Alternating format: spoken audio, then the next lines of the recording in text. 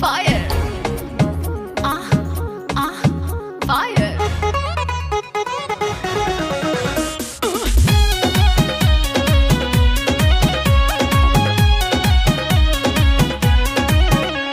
उम्र मेरा जब से चढ़ गया, जवानी का बारूद भर गया।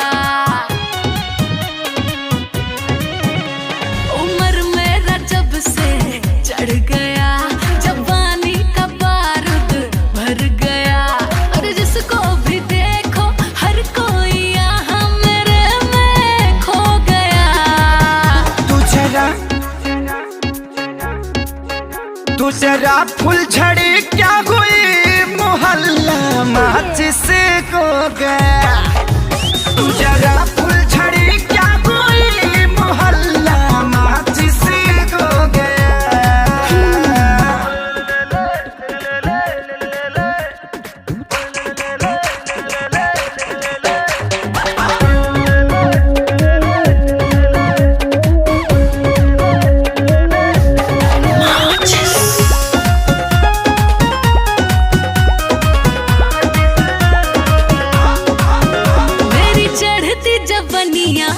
जैसे बिजली की वायर रे, टच करना ना मुझको, मैं हुस लगती फायर रे।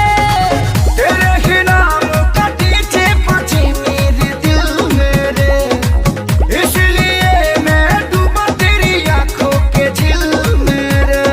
आंखों से जाम मैंने जिसको पिलाया, वो पल में सो गया। तू जरा फुलझड़ी क्या हुई, मोहल्ला माचिस को गया। तू जरा फुलझड़ी क्या हुई, मोहल्ला माचिस को गया।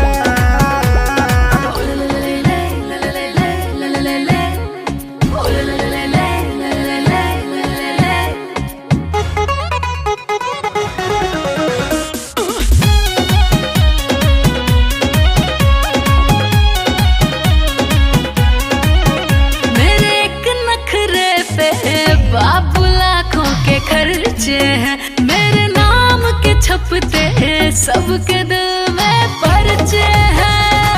सब तेरे खर्चे उठाने को हूँ जान रे रे, जल्दी से मुझको बना अपने बच्चों का डैडी रे।